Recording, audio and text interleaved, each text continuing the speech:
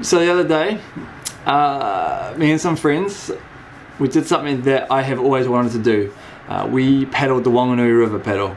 And you set out on these canoes and it's just like you're on this river and it's just nature and it's beautiful, so good. Now, we're paddling along, first day, went smoothly, went amazingly. Got to the hut at the end of the night, had a mean feed, went to sleep. But as we woke up the next morning, we wake up to the sound of rain. As I was waking up to this rain, I heard the rain get heavier and heavier and like kind of rain. Now it turns out everyone else has a raincoat and they were prepared, but I was not. So what I had to do is I had to get this trash sack that I managed to find, and I managed to borrow a little poncho off my friend, and I had this fantastic concoction of plastic bags that covered me, and to be honest, I was actually the driest person that day. It was awesome, look at me go. Anyway, so we set off the second day on the Wanganui River paddle, pouring with rain. The river was like muddy. It was flowing a bit faster as well, so it was kind of like we were making great ground. We saw this amazing thing called the Bridge to Nowhere, which you should Google, it's quite fun. And we get to this hut at the end of the day. It's called the Te Iki Marae, actually, it's a marae. And then, but we had this decision, because it's been raining all day, how high up the cliff do we drag our canoes to tie them on? Because the river was rising and we knew it could rise a bit.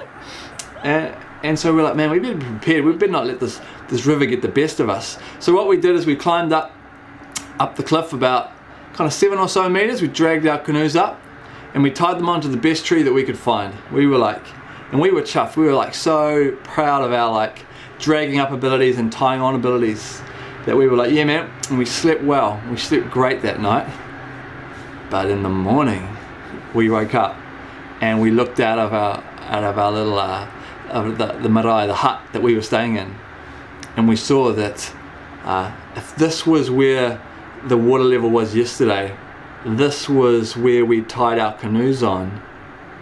The water was actually way up here.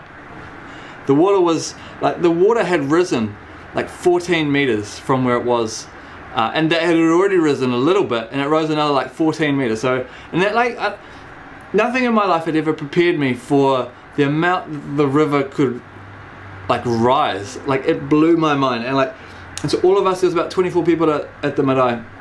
We came out of the marae and we just like watched the river. We were like, and it's sort of like two questions emerged within us.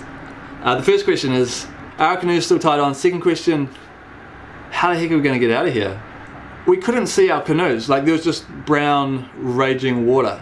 We tied 5 canoes, 5 big canoes onto this one little tree.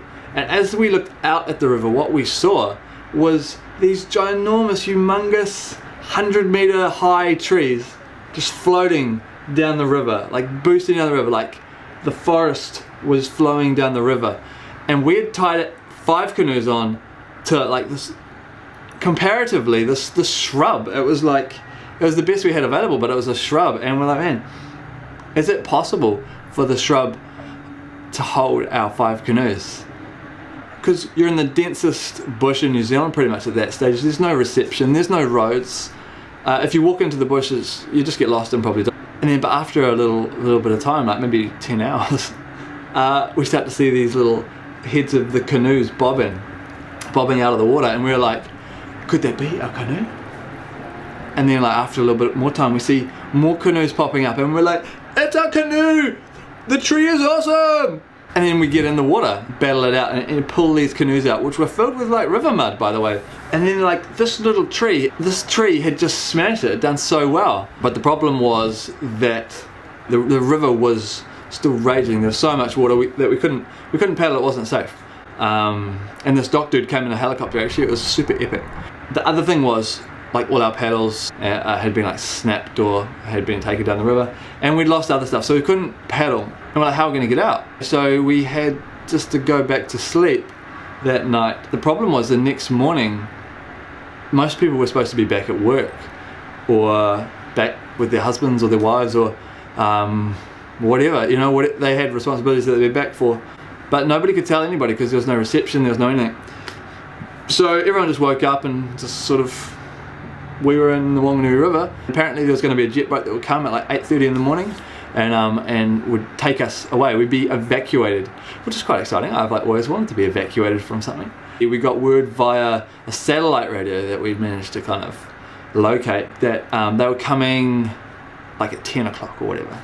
And so 10 o'clock rolls around and we've been waiting, 10 o'clock rolls around and there's no jet boat. And then we're like, oh, okay, well maybe a little bit longer. So we just kept waiting because we couldn't do anything else. And then like midday rolls around and then there's no jet boat. And then like 1 o'clock rolls around and the jet boat comes, but the jet boat says, hey look, I've got to go pick another guy up and drop another. And then it's like, okay, so it's going to be 2 o'clock. At 2 o'clock, 2:30, 3 for the jet, there's no jet boat. And we're starting to get like a little bit worried because we're like, man, are we going to get out of this river? Are we going to like not get back to work for the second day? And then we're like, it was just about 5 o'clock. And it felt like it was going to be too late to actually get out because it was starting to get a little bit dark and like, I don't know what the safety parameters are, but maybe they were like, no, we don't take people after a certain amount of time. But at about 5 o'clock, the jet boat comes and we get a sweet evacuation jet boat ride. Whoop, whoop, whoop! The Whanganui River Paddle, man, I recommend that you do it. It was such a good time. We had so much fun. One of the best memories I have for the rest of my life. Try it out. Thank you for watching. Hope you enjoyed my story. Check out my other videos if you like them. And have a fantastic day.